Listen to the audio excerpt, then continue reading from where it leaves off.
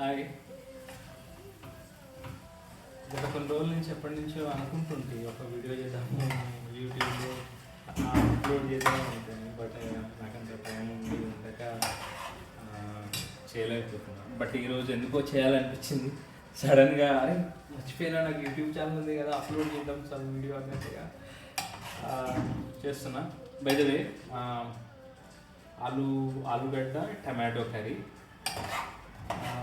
ఈరోజు మార్నింగ్ ఏం చేసుకోలేదు, మార్నింగ్ బ్రేక్ఫాస్ట్ కూడా ఏం చేయలేదు. ఈరోజు మండే కాబట్టి కొద్దిగా ఎర్లీగా లేసి పని చేసుకొని ప్లస్ అందులో కొంచెం వర్క్ ఉండే చేయాలి, తొందర చేసుకొని వెళ్తాను. సో అంత టైం లేదు. సో ఓవరాల్గా ఇక వచ్చేసి ల్యాబ్ నుండి రాగానే ఫస్ట్ మొదలుపెట్టిన పని ఏముందంటే వంట వండుకోవడం. రిమైనింగ్ టైమ్స్లలో అసలు టైం ఉండదు. మార్నింగ్ నేను సాధారణంగా 5:30 to 6 o'clock లేస్తాను. లేసేసి వర్క్ చేసుకుంటా ఒక గంట సేపు చేసుకొని స్నానం చేసుకోవడం ఇవన్నీ ఒక 7:30 లోపు అయిపోతుంది. 8 లోపు 8కి స్టార్ట్ అవుతా, 8:30కి ల్యాబ్కి రీచ్ అవుతా. ఫిర్ అక్కడ వర్క్ చేసేసుకొని మళ్ళీ రిటర్న్ నేను ఎగ్జాక్ట్లీ 7:30, 6:45 అట్లా అక్కడి నుంచి వస్తాను. ఇక అక్కడ లంచ్ ఏమైనా తింటా లేకపోతే లేదు, వచ్చి ఇక్కడ చేసుకోవడం మళ్ళీ.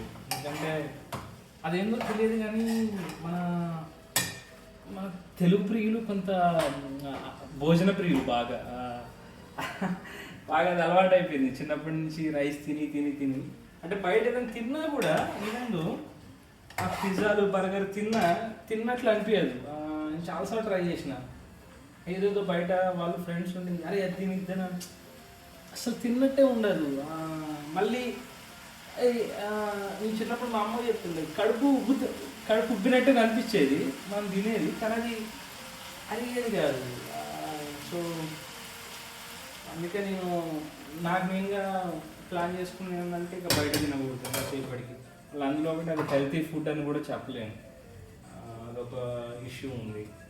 సో అందుకని ఎంతసేపటికి ఈవినింగ్ రాగానే ఇమ్మీడియట్గా ఫుడ్ చేసుకోవడం అది మ్యాండేటరీ. ఈవెందో ఒకవేళ నైట్ టైంలో చేసుకోకపోతే చపాతీ ఉంటుంది, సమ్ వేరే ఏదో ఉంటాయి, ఇంకా లేదా జ్యూస్ చేసేసుకొని తాగి పడుతుంది. దట్స్ ఇట్, ఇంకేం చేయలేదు. బై ద వే ఏంటంటే ఈ వీడియో చేయడానికి గల ప్రత్యేక గల కారణం, నేను బొలోనియా ఇటలీకి వచ్చి ఎగ్జాక్ట్లీ 1 year అవుతుంది. నేను February 28 అట్లా స్టార్ట్ అయినా 2025లో. నాకు ఆ ఫెలోషిప్ మార్చ్ స్టార్ట్ కావడంతో ఫిబ్రవరిలో స్టార్ట్ అయినా రీచ్ అయినా ఇక్కడికి. ఫిబ్రవరిలో వచ్చేసి ఇప్పటివరకు టోటల్గా 1 year. Life is very good, very smooth, no problem. పర్సనల్గా అంటే సాధారణంగా వస్తుంటాయి మనకి వండుకోవడం ఇష్యూ, ఈ చాలా సిల్లీ థింగ్స్. క్యాజువల్గా ఇంటర్నేషనల్ స్టూడెంట్స్కి ఎవరికైనా వస్తాయి, కానీ నేను ఫేస్ చేసిన మెయిన్ ప్రాబ్లం ఏంటంటే ఫుడ్. నాకు వంట అస్సలు రావు. నేను మా ఇంటి దగ్గర ఉన్నప్పుడు కూడా మా అమ్మ బాగా వండి పెట్టేది నాకు. మా అమ్మ లేదంటే మా అక్కయ్య వాళ్ళు లేదంటే మా తమ్ముడు మా నాన్న ఎవరు ఉంటే వాళ్ళు నాకు చేసి పెట్టేవారు ఏదో ఒకటి. బట్ నేను ఎప్పుడు అసలు కిచెన్లోకి ఎంటర్ అయ్యి ఏదో ఒకటి చేసుకుని తిన్నది లేదు. ఈవెన్ దో నేను ఢిల్లీ వెళ్ళినప్పుడు కూడా మా సీనియర్ ఒక ఆయన సైంటిస్ట్ ఉంటుండే, ఆయనే చేసి పెట్టేవాడు. నాకు అసలు వంటే రాదు. ప్లస్ ఢిల్లీలో ఇంకొక మా అన్న ఉండేవాడు, ఆయనే చేసి పెట్టేవాడు. బెంగళూరుకి వెళ్తే బెంగళూరులో మా సీనియర్ ఉంటుండే, ఆయనే చేసి పెట్టేవాడు. That's crazy. But my strong suggestion is that men's కూడా వంటలు నేర్చుకోవాలి, చాలా చాలా ఇంపార్టెంట్. ఎందుకంటే ఎప్పుడు ఉమెన్సే మనతో ఉండి వాళ్ళే వండి పెడతారు అనుకోవడం అది విషయం. అదొకటి బెటర్ నేర్చుకుంటే. సెకండ్ ఏంటంటే ఇక్కడ నేను ప్రాబ్లమ్స్ అంటే ఏం ఫేస్ చేయాలి, ఎవ్రీథింగ్ ఈజ్ స్మూత్. మనం plus everything smooth. Food wise okay, you will enjoy it.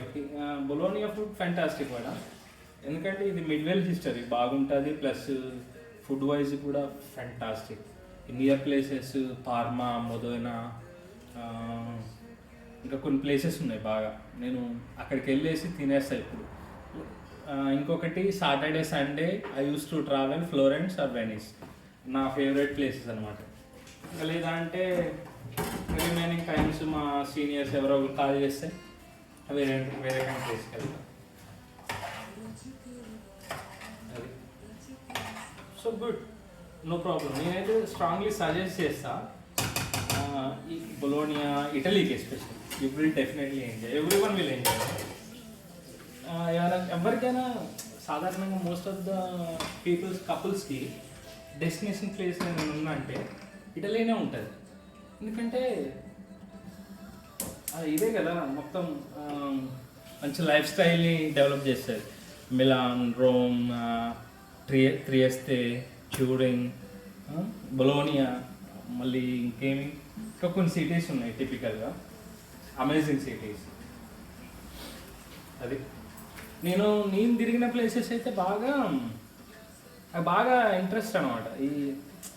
నాకు ఇండియాలో ఉన్నప్పుడు కొంచెం దోస్తాను ఎక్కువ ఉండి ఎటైనా పోవాలంటే మా సీనియర్స్ తోటో లేకపోతే మా దోస్తులతో తిరిగేటోని ఎటైనా వెళ్ళాలనుకుంటే. కానీ ఇక్కడికి వచ్చిన సిచ్యువేషన్ అది కాదు, మనమే ట్రై చేసుకోవాలా, మనమే వెళ్ళిపోవాలా. నేను ఒకసారి మా సీనియర్ ఇక్కడ ఉండి, ఒక సీనియర్ అన్నమాట ఇటాలియన్ అని చెప్పాడు, గడ్డ నువ్వు తిరగాలనుకుంటే ఒకడు వెళ్ళిపో, you will enjoy it, don't think about others, no one will come with you అని ఏదో కొద్దిగా మోటివేట్ చేశాడు. సర్లే అంటే ఏంటంటే ఇది మనకి మొహమాటం ప్లస్ అందులో ఒకటి మనకి ఇటాలియన్ లాంగ్వేజ్ ఎక్కువ రాదు. వచ్చిన బేసిక్స్ తోటి నడిపించుకోవాలి వ్యవహారం. సో ఆ ఆస్పెక్ట్ కూడా ఒకటి ఆలోచించుకోవాలి. కానీ లేటర్ అని నేను రియలైజ్ చేసింది ఏంటంటే మనం హ్యాపీగా తిరగచ్చు, ప్రాబ్లం ఏమీ ఉండదు. మంచి అందరూ ఉంటారు, నీకు భయపడాల్సినంత అవసరం ఉంది. అది మంచి ప్లేసెస్. ఎస్పెషల్లీ నన్ను అడిగితే నా favourite city Florence, Venice, Verona. నేనైతే at least weekly once or twice నేను పక్కా ఫ్లోరెన్స్ వెళ్తాను. ఆడ మా ఫ్రెండ్ ఒక ఆమె ఉంది, అట్లే ఇక నేను సరదాగా వెళ్ళిపోయినట్టు ఉంటుంది, తిరిగినట్టు ఉంటుంది అక్కడనే నేను ఎవ్రీ వీక్ వెళ్తాను. ఇంకా వెనీస్ కూడా మంచి ప్లేస్, కాకపోతే నాకు కొంచెం చాలా ఎక్కువ పడదు, అందుకే నేను ఎక్కువ వెళ్ళాను అక్కడికి. రిమైనింగ్ ప్లేస్ అన్ని గుడ్. ప్లస్ పార్మాలో కూడా నా ఫ్రెండ్స్ ఉన్నారు, అక్కడికి వెళ్తా. బెర్లిన్ కానీ లైట్కి వెళ్ళేసి వచ్చా, బట్ నేను ఎక్స్ప్లోర్ బాగా చేయలేదు. నాకేదో కాన్ఫరెన్సెస్, రీసెర్చ్ పర్పస్ మీద వెళ్ళేసి ఇమీడియట్గా వచ్చేస్తాను. బట్ అవి కూడా చాలా మంచి ప్లేసెస్. అక్కడ కూడా కొన్ని ప్లేసెస్ కొంతమంది ఉంటారు ఫ్రెండ్స్, వాళ్ళు ఉండి అన్నారనమాట, అరే ఇక్కడ ఉండొచ్చుగా నువ్వు కొంతకాలం అని. అంటే మనకి ఏ టైం ఉంటుంది, enjoy just explore around, have fun, that's it. ఏముంటుంది మొత్తం చేసుకోనికి ఇవే కదా.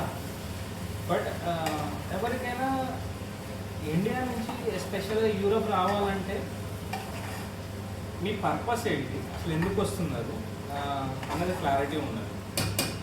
దేనికి వద్దాం అనుకుంటున్నారు యూరోప్?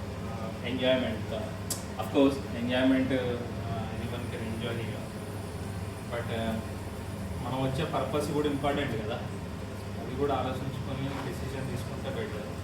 ఎందుకంటే ఇక్కడికి వచ్చాక ఇటలీ కంట్రీస్లో ఆపర్చునిటీస్ అని చాలామంది అడుగుతారు. మా ఫ్రెండ్స్ కూడా, అరే ఇటలీలో ఉన్నావు కదా, ఆపర్చునిటీస్ ఏంటంటే ఆపర్చునిటీస్ ఏ కంట్రీలోనూ ఆపర్చునిటీస్ ఉంటాయి.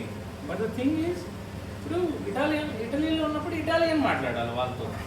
ఆపర్చునిటీస్ కావాలి అంటే అదే కదా బేసిక్ రూల్. ఆ లాంగ్వేజ్ వచ్చి ఉంటే కొద్దిగా ఈజీ యాక్సెస్ అనమాట, అంతే. స్ట్రగుల్ పడాల్సినంత అవసరం ఏముందో, జాబ్ యాక్సెస్ కూడా ఈజీగా ఉంటాయి.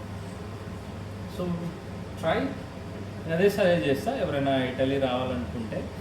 I best suggest, first cooking నేర్చుకోండి, సెకండ్ పర్పస్ ఏంటి, అసలు ఎందుకు రావాలనుకుంటున్నాను, third one is learning Italian languages. Good, actually good, I appreciate if someone learns that. మీకు ఈజీ యాక్సెస్ ఉంటుంది అనమాట అన్నిటికీ, అంతే. ఇంకా స్పెసిఫైగా ఏమి ఉండదు ఇది. సో లాస్ట్ వీక్ నేను వెరోనా వెళ్ళినా. వెరోనా అయితే అందరికి తెలుసు కదా, రోమియో జూలియట్, షేక్స్పియర్ స్టోరీస్ అని. అక్కడే very good story. I really enjoy that place. So sorry,